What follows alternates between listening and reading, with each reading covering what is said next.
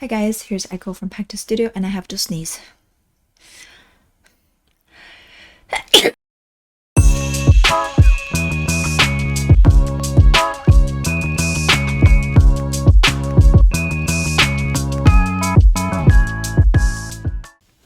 Hi guys, here's Echo from Pektis Studio. Today it's gonna kick off a brand new series of videos on our channel. It is about design diary. We wanted to show you guys how our idea came to be, how our struggles, what is our problem, and how we solve them. And sometimes maybe if you guys leave comments, it can even help us to solve some of the problems. However, we're gonna start with Fintastic Sea, even though the game is finished. We actually already got the game, we start selling the game, but there's still some, because the game took very long to develop, so we want to share with you some of the problems that we went through, just to show you there are multiple aspects that go into a game design or game development. And for our future games, obviously we're going to include you as the time goes on. So now let's dive in. If you haven't played Fintastic Sea, then let me just give you maybe 3-sentence kind of overview. Basically, you play as marine biologist, and what you do it is play one fish card from your hand to the middle ocean area, and then any caught fish by this action you can choose to put it in your reserve or in your ecosystem. The concept sounds very easy, however, we want the game to be, first of all, obviously thematic. So that means every fish that played into the ocean, we wanted to do something interact with the ocean. That comes to our next biggest step, which is doing a tons of research for the fish.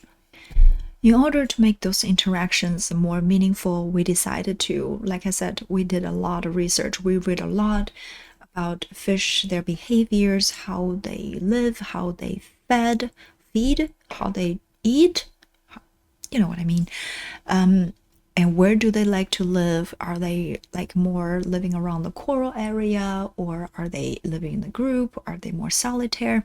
So we did a lot of research, and I would like to share with some of the fish with you guys so you understand our persistence when it comes to fish abilities. For example, we have number 4 and number 7. Number 4 and number 7, these are from nature. Number 4 is butterfly fish, and number 7 is a lionfish. So if you don't know, they both like living around the coral. So we want their ocean ability somehow kind of reflecting their habitat. For example, number 7 would be you can take any fish adjacent to coral, and number 4 is you can take number 7 is take any small or medium fish adjacent to coral, because the number is quite big, and number 4 is you can take any fish adjacent to coral and put it into reserve. So that is one thing we kind of insist on putting the theme together with the mechanics. And then other than that, we also have some other funny fish. Let me just go through it real quick. For example, we do have number 2.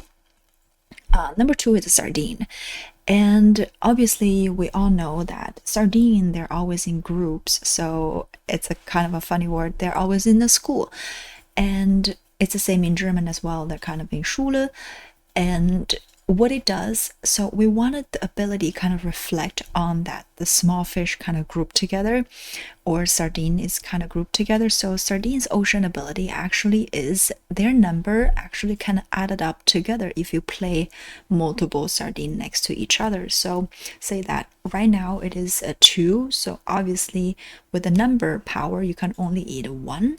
However, if you have 2 sardines, then naturally it's 2 plus 2, then it's a 4. So obviously you can eat a 3 or 2 or 1. So that kind of reflecting on their kind of behavior. And then we also have number 1 is really cute. Number 1, it is a shrimp, and it's also a smallest number in the ocean. I don't know if it's the same in German culture or any other culture, but back then when I was small, we always have the saying that the big fish eat small fish eat shrimps. So it looks like small or shrimp is always the weakest, with the bottom of the food chain, but in order to balance it, we kind of give it a really strong ability. So basically shrimp is kind of a bait for all the other fish in the ocean. So what it does is when you play this shrimp into the ocean, you can take any adjacent card to this one back to your hand. So kind of thematically, it kind of fits because you kind of play the shrimp trying to bait another fish. We have number 6. Number 6, it is called Blue Tang, but Blue Tang? However, this ability actually coming from, not from the fish habitat or behavior on its own, but it's actually coming from Finding Nemo. Well, yeah. So basically, Nemo is always forgetting where is he, what is he doing, so it's trying to looking for stuff. Or in our opinion, oops. So we kind of design the fish ability is you interact something with a discard pile, because discard pile is something already happened in the past and he always trying to look for it. So Nemo, Dory's ability is actually to take the top card from the discard pile. So I think this is one of the ability when I explain to people find it like humorous. So I think I'm doing something right. The last one I wanted to mention is number 5. Number 5, it is a blowfish. For me, it is blowfish that always, when they are threatened or then when they see predators, they always like blow up, like, right? It is, for them, it is their kind of a protecting mechanism. However, we want to use that to design an ocean ability for it. So basically, number 5 is if you play number 5 in the ocean, and all the fish around the number 5 going to be going to be moved one step away from this blowfish. So symbolically, it kind of means that it kind of exploded or kind of blow the rest of the fish around, adjacent fish, all one step away. So for me, these are all the very important details that we kind of went through. If we don't say it, because we didn't mention all of this tiny things in the rulebook, because our rulebook is really, we try to compact everything. So we didn't mention this in the rulebook, but we do want to share with you because a lot of decisions, it's kind of funny, and for us, it's important that it reflect on the fish behavior in the real life.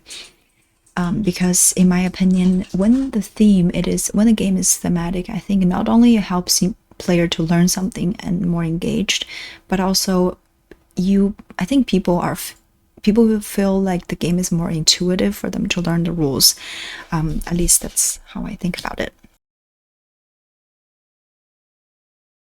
When you catch a fish, you face a very important decision. Either you can put it in your reserve to use it for later combos, or you can put it in your ecosystem for endgame scoring.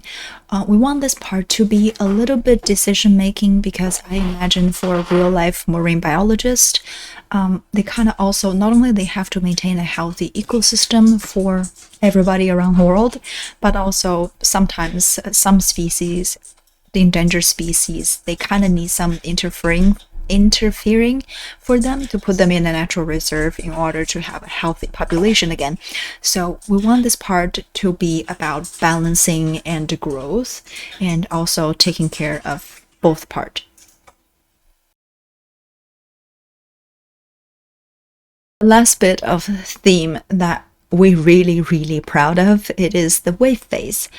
So basically, at the beginning, it's a card game, and we know there's a central board, a central ocean. So after everybody played their fish card, it is very necessary to refresh it somehow. Either it's discard some fish, like some remaining fish, or add some fish into the ocean to get ready for the next turn. However, we don't simply want to say, okay, discard all fish and refill it. That for us, it's not that thematic. So we come up with the idea that we're going to implement the wave. Basically, what it means is that you're going to have one of those cards. If I'm better prepared, I'm going to show you the card right now. So we come up with the wave phase. This is actually an idea from one of our one of the customers that he visited us during Brettspiel, and then he was like giving us the idea of putting this card in. It is a round counter as well as the wave counter, wave direction indicator. So you can see that for 6 player, it's gonna be 8 rounds. Sorry, for 6 player.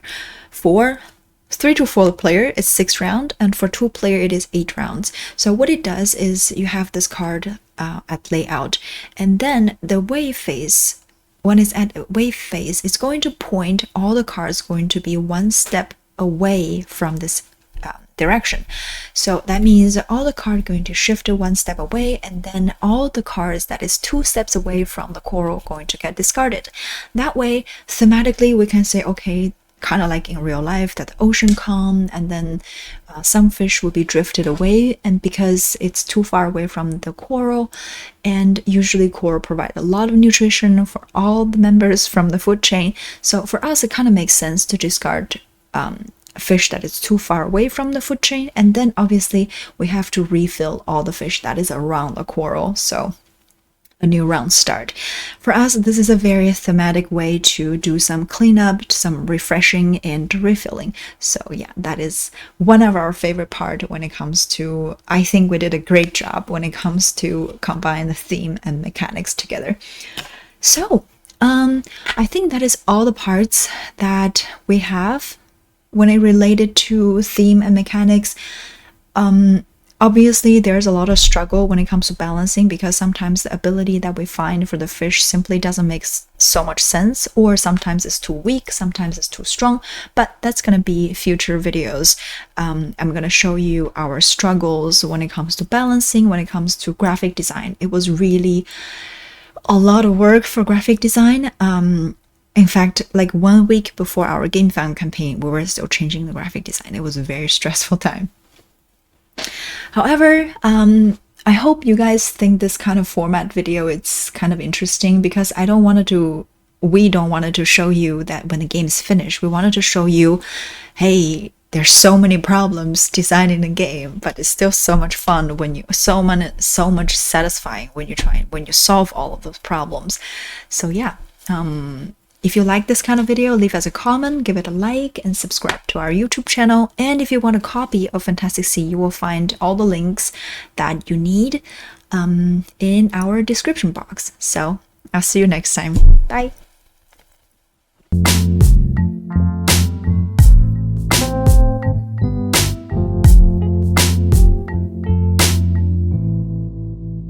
When you put them in the ocean, we want them to somehow interact with the coral.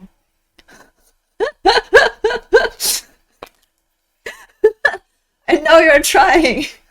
I heard a really muffled.